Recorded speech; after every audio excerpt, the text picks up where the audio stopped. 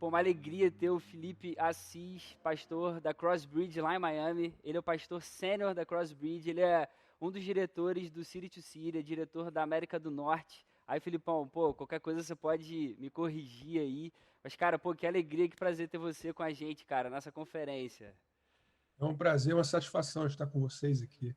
Pô, maravilha, cara. Eu já queria pegar já um gancho, já nessa descrição aí que eu acabei fazendo, cara, do City to City, né? Você é diretor na América do Norte. Como que foi a sua trajetória dentro do City to City? Como que você conheceu o City to City? Eu lembro que quando eu estava aí, a gente bateu vários papos, né, sobre isso. Conta um pouco pra gente aí sobre a sua história com o City to City, como que você conheceu e se tornou um dos diretores. Então, eu conheci o City to City em cerca de 2002. Na época, eu estava saindo dos Estados Unidos, eu estava terminando uma temporada na cidade de Charlotte, onde eu e minha esposa trabalhávamos numa igreja bem grande lá na cidade de Charlotte, igreja chamada Forest Hill, não sei se vocês já ouviram falar. E eu fazia o trabalho de jovens adultos e a minha esposa, ela pastoreava com uma equipe lá, o Ministério de Jovens. E sentimos o chamado de Deus de voltar para o Brasil. Minha esposa é americana, para quem nunca ouviu falar da minha esposa, a Beth, você conhece, né, Felipe? Minha esposa bem. E minha esposa é americana, ela nasceu, foi criada aqui, assim por diante. E, na verdade, aquela igreja foi a igreja onde ela foi batizada e professou a fé e assim por diante.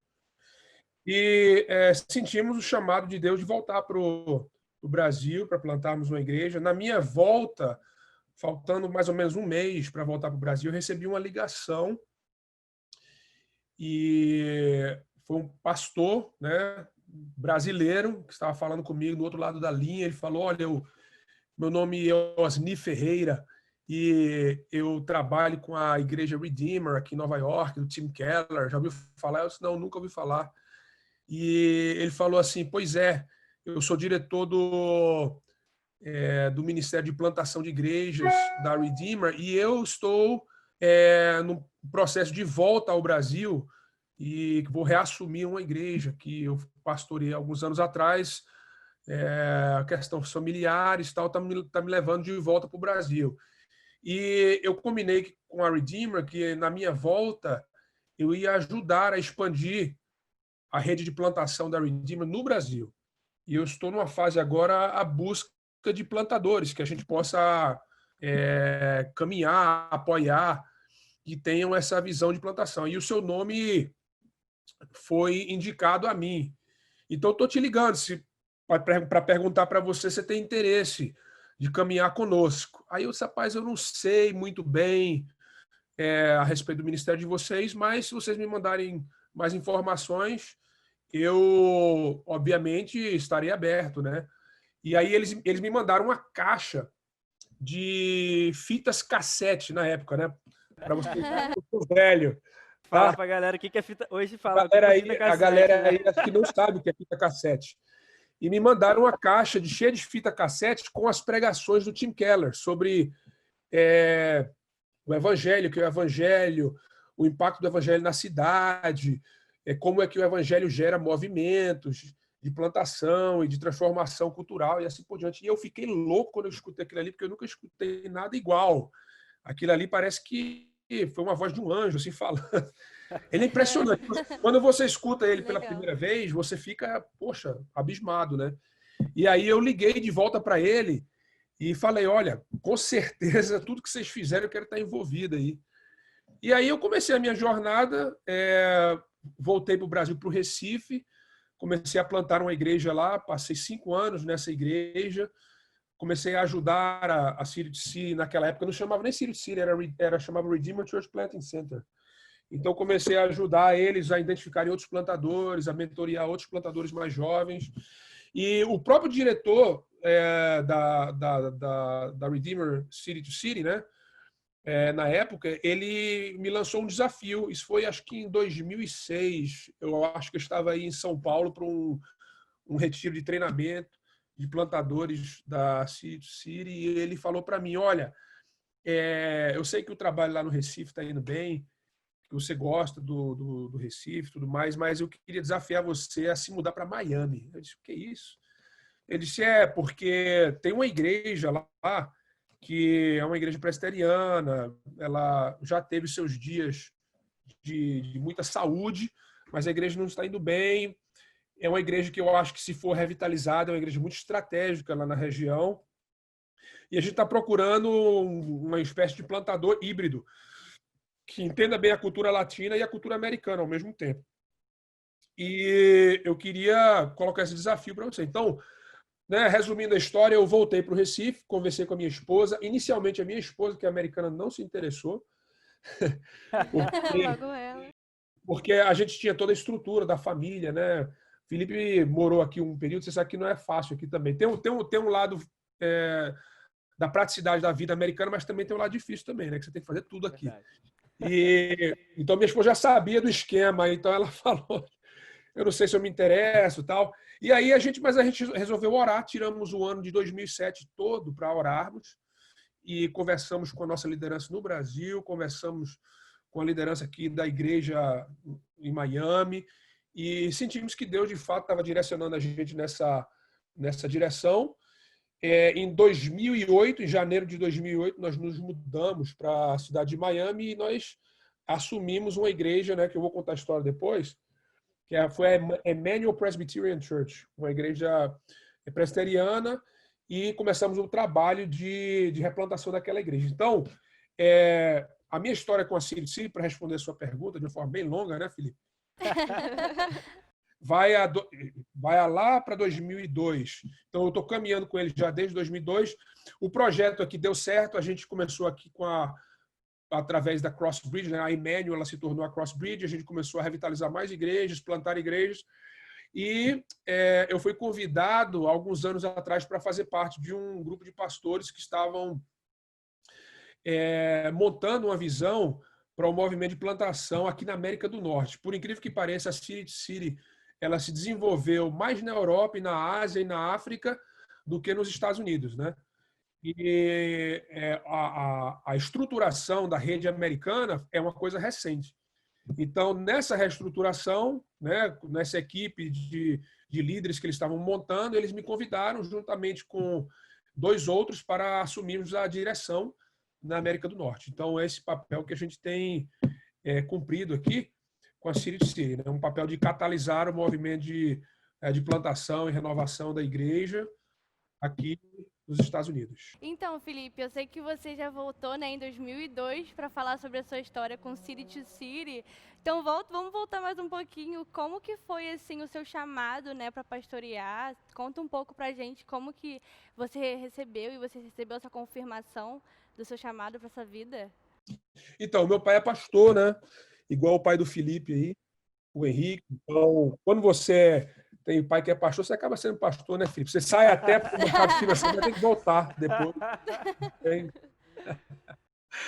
É um negócio de família. Não, mas... então, meu chamado se deu no meu último ano do científico. Na época eu chamava científico, hoje em dia não se chama mais científico no Brasil, né? E eu passei... A minha adolescência foi uma adolescência que foi até uma adolescência meio rebelde, longe da igreja e tal. E porque o Felipe sabe disso, desse lado também. Você tem alguns traumas, né? Quando você é criado na igreja com filho de pastor, foco da atenção e tal. Então, eu passei um período fora, mas nos meus 2 últimos anos do científico, eu tive um retorno ao evangelho e fiz o vestibular, obviamente, depois no último ano do científico, fiz o vestibular, passei para a faculdade de engenharia, na Faculdade Federal do Recife, mas também senti o chamado de querer me envolver mais no ministério, né? Então, as 2 áreas que eu queria muito me envolver na área de ministério era a área de música. Eu tinha uma banda de rock chamada Candelabro na época e tal. Legal. Depois você tem que mostrar a foto, cara, pra galera, pra ver. E na área social. Eu sempre gostei de trabalhar com comunidades carentes, assim por diante. Então, eu falei para o meu pai, disse, olha, eu estou começando a faculdade agora e eu queria começar um trabalho, ou, sei lá, me engajar nessas 2 áreas aí. E a porta que Deus abriu foi uma escola na periferia do Recife, um bairro chamado Curado 4, não sei se vocês já ouviram falar. E teve um senhor naquele bairro que se converteu na igreja do meu pai. E ele tinha uma escolinha particular, né, de baixa renda, para o pessoal de baixa renda e assim por diante. Ele falou para o meu pai, disse, olha, eu queria disponibilizar do meu espaço para vocês começarem, o que vocês quiserem, um trabalho lá com crianças, no final de semana e tal. Então, eu tinha meus amigos, aí a gente ia no sábado à tarde, a gente fazia um projeto para crianças lá, né, de reforço de tarefa, de contar histórias bíblicas, de gincana e brincadeira, música e assim por diante. E foi um trabalho que, num período de uns 6 meses, cresceu assim, tipo assim, para umas 200 crianças. E aí os pais começaram a vir, a gente começou uma classe para adultos. E quando a gente piscou o olho, virou uma igreja o negócio. O negócio virou uma igreja. Virou uma igreja e eu comecei tipo assim, a dar assistência lá ao trabalho. É bem longe da região de onde a igreja do meu pai era localizada, no bairro da Boa Viagem, né? Então ninguém queria ir para aquele lugar. Então, não, então vou ficar tocando trabalho aqui. E aí eu senti, poxa, Deus está me usando nessa esfera aqui, nesse espaço, e quis ingressar no seminário presbiteriano para me equipar melhor para servir aquela comunidade lá. Mas aí não deu para conciliar. Quando eu fiz isso aí, não deu mais para conciliar a faculdade de engenharia e o seminário, e acabei tendo que escolher um ou outro. Aí tranquei a faculdade, eu falei para meu pai, quem sabe um dia eu volto lá, né, e termino. Nunca terminei. E a igreja virou uma igreja. Hoje em dia tem uma igreja lá, que é a Igreja Memorial do Curado 4. Se vocês forem até pesquisar, está até hoje lá. E foi assim que eu fui chamado para o ministério, né? Meio que Deus usando as circunstâncias da minha vida, me colocando naquele caminho ali e tal. Eu não fiz a trilha tradicional, né? De, tipo assim, ir para o seminário, terminar o seminário, buscar uma igreja, ser seminarista. Fiquei entrando num projeto que tornou uma igreja sem querer, sem planejamento, sem nada, e pronto. Foi bem natural, né? Foi bem natural, bem orgânico, foi um processo bem orgânico. Legal. Foi maneiríssimo. Cara, eu vou pegar já então esse gancho aí e, enfim, você seguiu todo o seu ministério, né? Deus te abençoou pra caramba. E aí você foi pra Miami. E aí, pô, eu vi com meus próprios olhos, né? Você fazendo todo esse trabalho aí de plantação e revitalização, né? No caso de vocês, poxa, fizeram esse trabalho de revitalização de igrejas, pô, muito bem feito. E, assim, vocês já tiveram várias histórias muito legais aí. Hoje a Crossbridge está com 4 campos, né? Ou já está com 5º? Tá com 4, você meio que profetizou aí. Tá com 4, mas a gente tá para fazer uma. Eu vou fazer esse anúncio aqui porque tá no Brasil. Pessoal que... Spoiler. Pô, vocês estão pegando de primeira aí, hein? A gente tá para lançar uma 5ª Crossbridge esse ano ainda, que é um outro projeto de revitalização. Já está engajado já. Vai ser numa região aqui de Miami. Pô, que maneiro. Então, cara, aí já então pegando esse gancho aí, quais são os maiores desafios na hora de revitalizar uma igreja? Como que é esse processo de revitalizar a igreja? O maior desafio de revitalização é de mudança de cultura, né? Tipo assim, se você for entrar numa empresa, se você comprar um negócio que precisa ser revitalizado, né, também, você vai ter que fazer uma mudança cultural, né? Promover uma mudança cultural lá dentro, implementar a sua nova cultura, a cultura que é existente naquele espaço, naquela empresa, que é justamente o fato daquela empresa não estar dando lucro é porque tem uma cultura ruim lá dentro, né? Então você tem que implementar a cultura. Então a mesma coisa com a igreja também. O maior desafio é a mudança cultural, né, da igreja, ou seja, uma cultura, a Crossbridge é uma igreja centrada no evangelho. Então, isso aí é uma cultura em si, né, porque o evangelho, quando ele faz parte da formação da igreja, quando ele é central para a vida da igreja, ele afeta a forma como você lidera as pessoas, que você desenha os programas, né, dos finais de semana, os programas de discipulado, tudo é informado pela consciência que o evangelho traz, e isso aí gera uma cultura saudável, a gente fala isso. E na Bíblia a gente lê sobre isso também. Por exemplo, a linguagem que Paulo usa em Coríntios é a linguagem de plantação, né? Ele fala, olha, uma semente foi plantada, né? Eu plantei essa semente, Apolo veio aqui, regou, e Deus é que tem dado crescimento para essa planta. E a gente sabe que o solo que você planta a igreja é o evangelho, né? É o evangelho que traz essa vida, né? Que é uma coisa que vem de Deus, né? Deus, ele trabalha nos nutrientes. Então, quando você entra, você tem que mexer no solo, nos nutrientes, que é a cultura. É bem difícil. Vocês chegam a fazer um funeral da igreja, né? Como é que é essa história aí? Conta pra gente.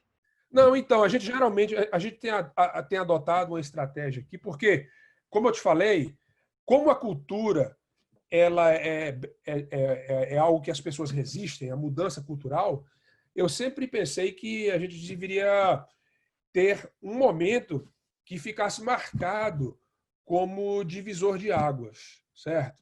Então, quando a gente assume uma igreja que não está saudável, o que a gente faz? A gente mantém, obviamente, os programas, a identidade da igreja. A gente mantém por um período, ao mesmo tempo que a gente está implantando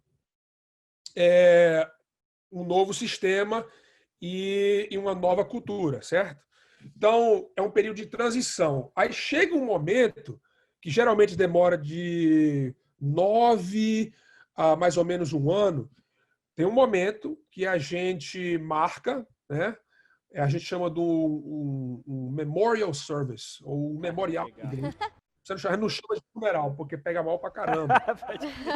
Mas aí a gente marca o domingo, e esse é o domingo que, na verdade, seria o último domingo daquela igreja com aquela identidade, certo? Tipo assim, o último domingo da Emmanuel Presbyterian Church. E aí as pessoas vêm, elas contam histórias. Isso aí tem sido importante, por quê? Porque a gente deixa de escutar aquelas histórias, no passado era assim, no passado o pastor fazia assim. E a gente fala, naquela era uma outra igreja, mas isso aqui é uma nova igreja, entendeu? Então, essa é a importância desse culto. Por quê? Porque você vira uma página, e aí você começa uma realidade nova. Entendeu? Pô, excelente. Sim, legal. É bom que não dá brecha também para a cultura antiga voltar, né? Vocês já botam ali o marco. Fica bem claro mesmo, assim, tá, já passou, aquilo ali já era uma outra realidade. Maneiro. E aí, nesse processo todo, você falou da revitalização da igreja. Como que é a plantação de uma igreja em si? Vocês só restauram igrejas que estão com essa cultura meio ruim, ou vocês também implantam novas igrejas? Não, criar uma igreja do então, zero? aí o que acontece é o seguinte, quando eu vim para Miami, a única experiência era de plantação de igreja. Inclusive, meu pai, no Recife, ele era um líder de movimento de plantação de igrejas também. Então, essa era a única experiência que eu tinha, né? Eu tinha plantado 2 igrejas antes de vir a Miami. E essa revitalização, esse processo de revitalização, eu não tinha conhecimento nem também a Redeemer. E eu perguntei para eles, olha, vocês estão me trazendo aqui para revitalizar essa igreja, mas vocês têm um manual de como fazer isso aí? Aí eles falaram, não, você vai ser a cobaia nossa aqui. A gente vai... Caramba! Ele falou para mim, o Terry Geiger, que era o diretor na época, ele falou, olha, isso aí vou te falar o seguinte, isso aí é alto risco, mas é alto ganho também, tá? Você conhece essa linguagem de investimento, né, Felipe? É alto risco, mas é alto ganho. É isso aí. Então, mas a gente vai aprender com você para que a gente possa reproduzir em outras vezes. Então, esse processo foi documentado. E a nossa visão foi de que quando aquela igreja estivesse saudável, a gente queria começar a plantar igrejas. Tanto é que, depois de 2 anos, a gente de fato plantou uma igreja no centro de Miami. A gente plantou, que está ligada à nossa família até hoje. Foi um projeto novo que a gente começou É aquela de Brickell, ou não? Da Brickell foi plantada ali. Foi do zero mesmo. Fizemos o processo de plantação, que eu vou responder ela como é que se planta uma igreja. Mas porque nós fomos, tipo assim, pioneiros, principalmente na nossa região aqui, nesse modelo de revitalização mais radical, as igrejas que estavam morrendo, elas começaram a nos procurar. E falaram, olha, como é que vocês fizeram isso aí e tal, nos ajuda. E quando a gente começava a ajudar, não dava, porque exige muita atenção. Aí eles falavam assim, sabe o seguinte, Pega a igreja aí, vocês fazem mesmo aí, fica com a igreja aí para você. Caramba! Doideira. Então essa história se repetiu já 3 vezes, vai se repetir uma 4ª vez, entendeu? Foi uma coisa que Deus meio que colocou no nosso colo, assim, a gente não estava procurando nem nada, e não partiu de uma visão fresca, assim, já vamos começar a revitalizar igrejas, tal. Não foi assim, foi Deus que foi dando as oportunidades, e aí foi dando certo, e as pessoas compartilharam, olha, deu certo ali também, vamos colocar a nossa igreja na mão deles, tal. Então foi assim que foi acontecendo. E a gente tem aprendido com cada experiência, né? Cada experiência tem sido um aprendizado novo, a gente tem consertado algumas falhas, alguns defeitos e assim por diante. Estamos escrevendo um manual e um livro sobre isso aí também, tal, que depois vai estar disponível. Que é uma coisa que é bem interessante, porque as oportunidades de revitalização e replantação aqui nos Estados Unidos só vão crescer. Por exemplo, o Instituto Barna, que eu não sei se já ouviu falar no Instituto Barna. Barna é feito um instituto de pesquisas de igrejas, só voltado para a igreja. Eles lançam estatísticas, pesquisam o tempo todo, só voltado para a igreja. E o Barna, por exemplo, há algumas semanas atrás, eles publicaram uma nova pesquisa que diz que, por causa do Covid, 1 em cada 5 igrejas vão fechar daqui para o final do ano, aqui nos Estados Unidos. Ou seja, oportunidades de revitalização e replantação. A gente quer entrar nesse espaço e dizer assim, olha, não precisa fechar a igreja e vender a propriedade. Existe esperança para a gente revitalizar e replantar. Então, a gente está querendo montar aqui em Miami, o nosso plano é montar aqui em Miami um centro de renovação de igrejas, tá? E quando a gente usa a palavra renovação, renewal não é renovação no sentido pentecostal carismático que vocês têm aí no Brasil. É bom deixar claro. Pode até ser, mas é no sentido assim de trazer saúde às igrejas. Então a gente aplicou para uma verba de uma organização sem fins lucrativos, um fundo, que talvez isso vá acontecer, talvez não, mas a gente está montando esse centro para a renovação de igrejas aqui em Miami. Essa faz parte da nossa visão. Que é um pouco diferente da plantação de igreja, porque a plantação de igreja você começa do zero, né?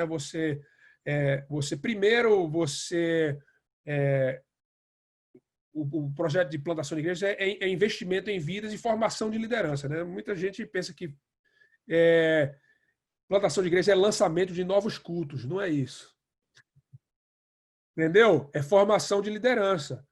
E então geralmente a gente começa com um grupo núcleo que vai crescendo e assim por diante, até que aquele grupo tenha um certo nível de saúde que dá para você abrir as portas e convidar, né, a vizinhança, o bairro, a cidade para dentro. Obviamente, o culto de domingo é a porta de entrada, mas tem outras formas também de ministração. Mas é um projeto de formação de liderança. Sem querer te interromper, Não, vai lá. te interrompendo. Eu falo muito, Você vocês têm falou, que né, interromper mesmo. que tudo é muito voltado para um planejamento, né, de liderança, uma renovação também, novos ensinamentos. E conta pra gente, assim, como que é esse processo de coordenar pastores, de você como diretora aí, como que é essa experiência, quais são os desafios e quais são as lições, né, que você consegue tirar através dessas experiências que você tem com essas lideranças que vocês pegam, né, novas. Então, deixa eu entender a tua pergunta aqui. Você está perguntando como é que é liderar outros líderes, outros pastores? Isso É isso que aí. você está falando? Aham. Não é fácil, né? Porque liderar líderes...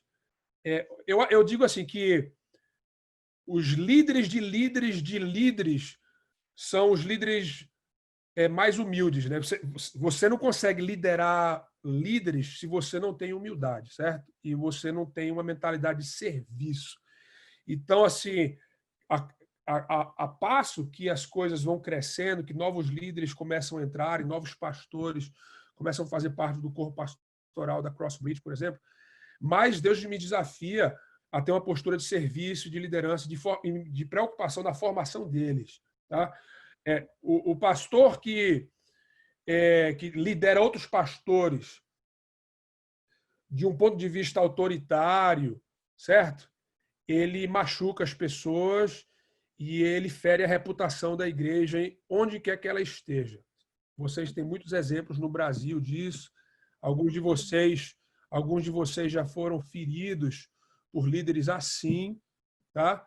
E é algo que Deus tem me ensinado muito nesse processo, né? De como é que eu posso ter uma postura de serviço para que eu possa liderar os outros. Porque você se lembra assim do Evangelho de Marcos, né? Tem uma passagem que é muito viva para mim. No Evangelho de Marcos, os 3 discípulos que Jesus leva com ele ao Monte da Transfiguração, no caminho de volta do Monte da Transfiguração, os 2 irmãos, João e Tiago, eles estão debatendo com Pedro quem seria o maior no reino dos céus. Né? Se lembra disso? Era o caminho de volta da Transfiguração. Por quê? Porque na Transfiguração eles viram Jesus mais 2, certo? Elias e Moisés. Aí eles pensaram, pô, se Jesus está no centro aqui, ele vai querer selecionar 2 também, do mesmo jeito daquela transfiguração. E quem vão ser os 2? Aí os irmãos fecharam um com o outro. Não, vai ser a gente aqui, bota o Pedro de fora, tal. E aí eles começaram aquela discussão que chega até um momento que existe uma erupção mais tarde, né, 2 capítulos adiante. Tanto é que Jesus fala para eles, ó, lá fora eles procuram dominar e governar uns aos outros. Aqui não deve ser assim entre vocês. Aquele que quiser ser o maior, que seja o menor. Certo? Tanto é que os outros discípulos, os outros 9, escutam os 3 debatendo, e principalmente os 2 irmãos, e eles começam a ficar com raiva de Tiago e João, porque o pedido deles é que um fique à direita e outro fique à esquerda de Jesus, quando o reino dele foi estabelecido. E Jesus fala, aqui não é assim. Aqui, lá fora é assim. Com os conquistadores dos nossos dias, os Alexandres os Grandes, todo mundo é assim. Aqui não. Que quem quiser ser o maior, que seja o menor. Tá? Então, o líder que quiser crescer, quiser ser eficiente na liderança de outros líderes, ele tem que ter uma postura muito grande de serviço. E tem que pedir a Deus muita humildade. Tá? Então, essa tem sido a minha jornada. Porque eu naturalmente não sou propenso a isso.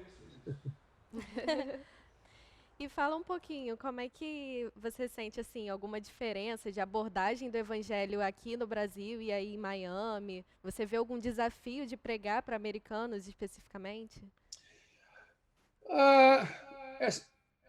É sempre um desafio pregar o evangelho para pecadores, né? É verdade. Sensacional. Isso aí não tem jeito. Independentemente se eles são religiosos ou irreligiosos, tá? Por quê? Porque tanto a pessoa religiosa como a pessoa irreligiosa, elas empurram a necessidade de um salvador. Por quê? Porque o religioso ele diz, eu não preciso de um salvador porque eu sei o que é certo, eu posso salvar a mim mesmo. Isso é o que a pessoa religiosa está fazendo, com obras. E a pessoa irreligiosa, ela diz, eu não preciso de um salvador porque eu quero viver uma vida em liberdade. Tá? Então, não quero ninguém ditando o que eu tenho que fazer, o que eu deixo de fazer. E o evangelho, obviamente, quando ele é pregado de forma fiel, ele atinge esses 2 grupos de uma vez só.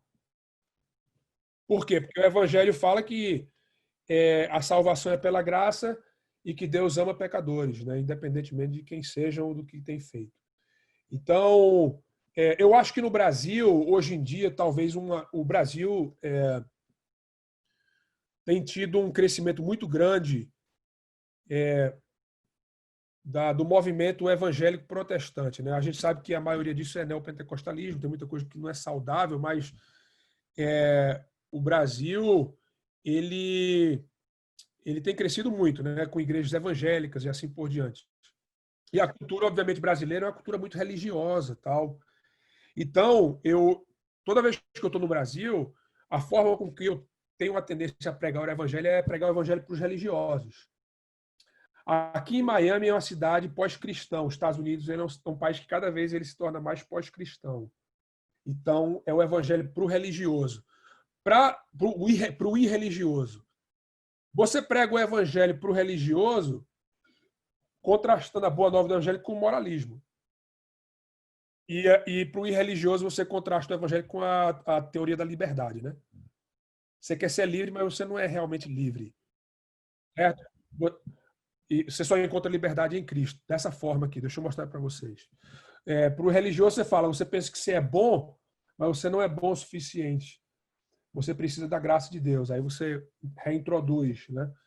E para que eles venham retirar as suas esperanças das suas boas obras, na sua moralidade, e colocar e depositar a esperança em Cristo. Então, é mais ou menos isso aí.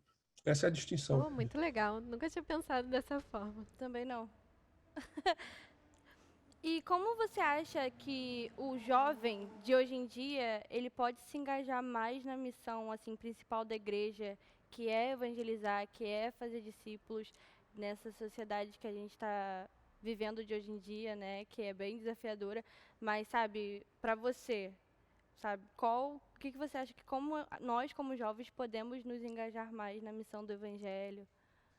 Então a sua pergunta é mais voltada para jovens cristãos, né? Não é verdade? Isso. Não é isso aí? Isso.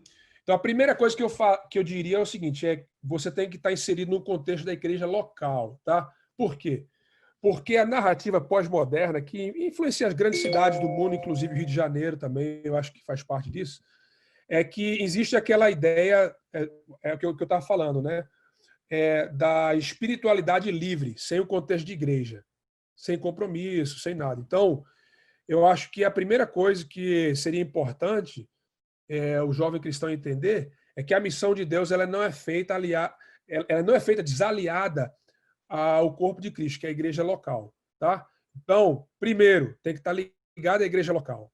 Não existe ministério, não existe espiritualidade desassociada à noiva de Cristo, tá? Então isso aí é muito, muito importante. E a segunda coisa que eu diria que é um diálogo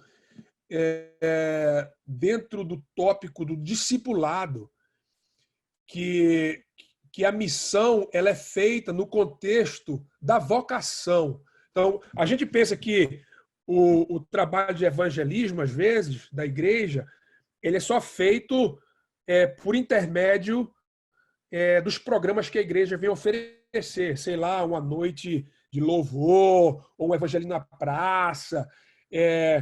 A gente pensa que é sempre ligado à igreja. Veja o equilíbrio. Você tem que estar ligado à igreja local, mas a sua missão, né, ela vai além do trabalho da igreja local. Ou seja, é aí que a gente introduz, tipo assim, a ideia de transformação cultural no discipulado, que é algo que, por exemplo, o Abraham Kuyper falava muito sobre isso, né? Da transformação cultural que vem através das nossas vocações. Então, por exemplo, como um médico, como um advogado, como um atleta profissional, como uma professora, você sabe construir uma ponte entre o evangelho, a sua fé e o seu trabalho, para que você venha trabalhar de uma certa forma que venha trazer redenção à sua sociedade em que você está inserido, tá? Então isso faz parte da conversa do diálogo, né? Que é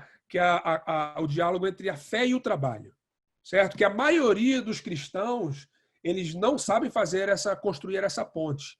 E eles eles apenas entendem ministério como o voluntariado no final de semana na igreja, entregando boletim, né, armando o palco, tocando na banda, ensinando a escolinha dominical, ou até mesmo que eu falei para vocês, participar de uma frente evangelística, assim por diante, mas não sabe fazer no dia a dia. Veja, você gasta mais tempo com as pessoas com que você trabalha do que até a sua própria família. Pensa nisso. Então, assim, a pergunta que você deve estar fazendo é como é que a minha compreensão do evangelho deve afetar a forma com que eu exerço a medicina, que venha trazer restauração nesse campo, nesse âmbito, às pessoas que trabalham comigo. Não é apenas o testemunho de o cristão é um profissional honesto. Isso, obviamente, é lógico. E não quer dizer apenas que como cristão eu devo exercer a medicina da melhor forma possível, com excelência, claro. Mas existem perguntas que você deve estar fazendo. Por exemplo, quando você fala sobre os altos temas hoje em dia, que são temas polêmicos no mundo da medicina, clonagem, célula-tronco, blá, blá, blá, e assim por diante, como é que você aplica a sua fé ao seu trabalho de forma que você consegue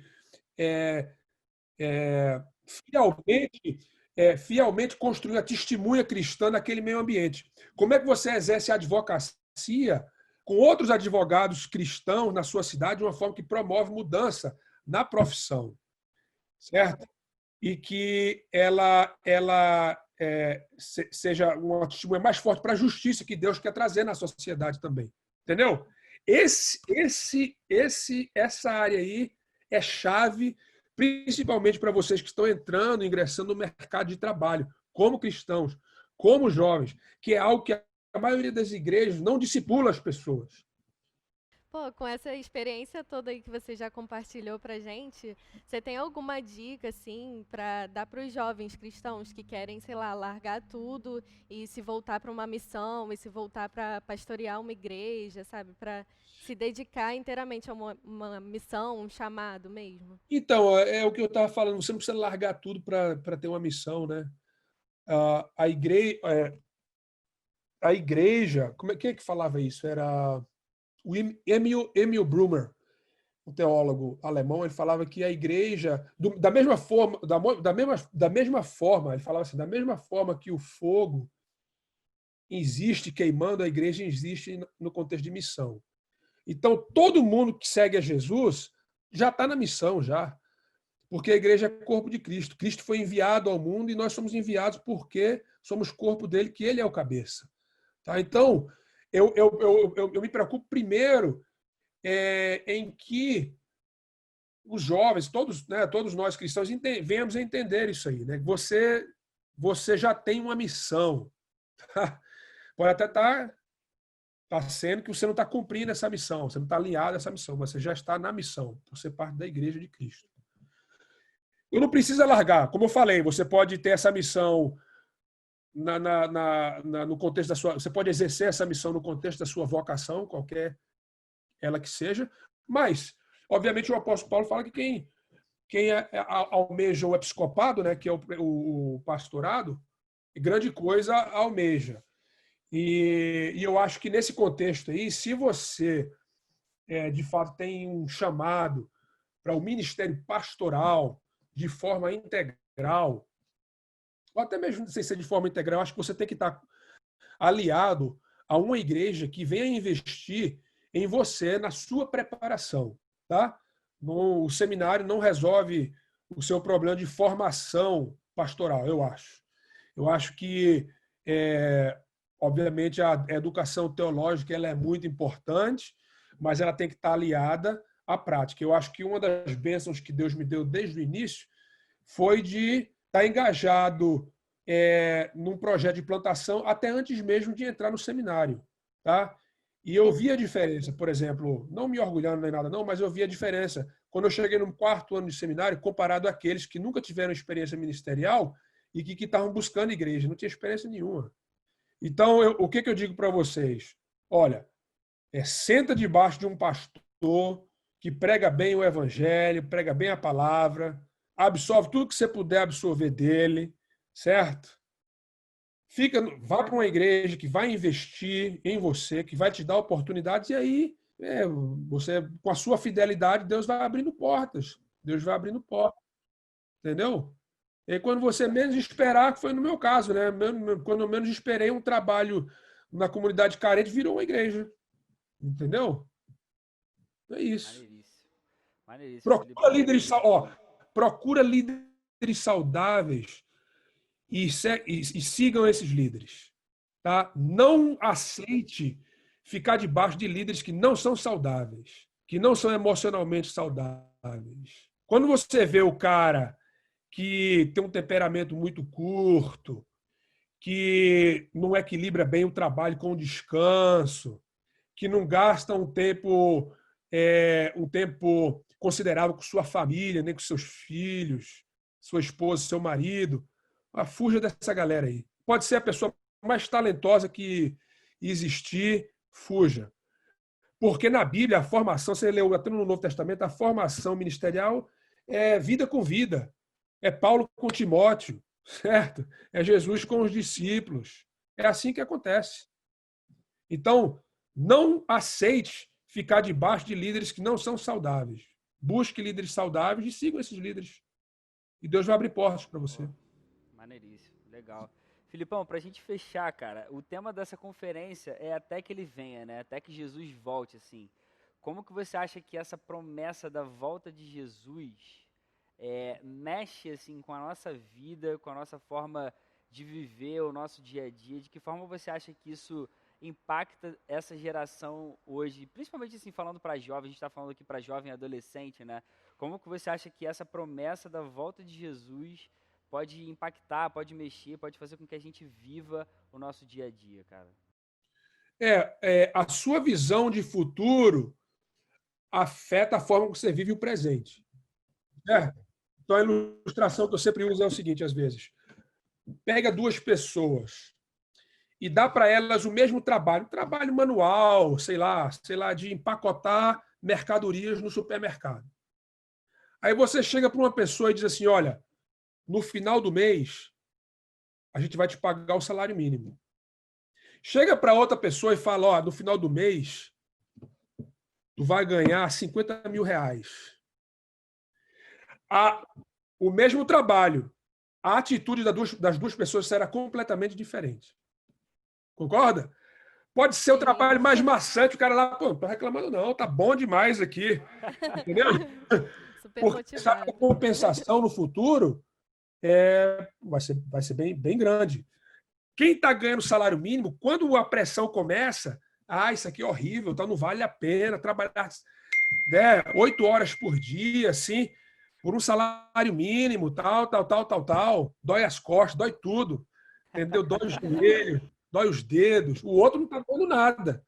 Por quê? Porque a nossa visão de futuro afeta a forma com que a gente vive o presente. Então, quando você tem a consciência de que Jesus está restaurando todas as coisas e que no nosso futuro existe a visão do novo céu e a nova terra, eu começo a trabalhar no presente, certo? À luz daquele futuro que Deus está construindo em Cristo. Então, isso me dá esperança no momento, no presente, mesmo quando existem adversidades, mesmo quando existem obstáculos, certo? Mesmo quando eu me sinto cansado, porque eu sei que eu estou trabalhando para um futuro que está garantido, o novo céu e a nova terra.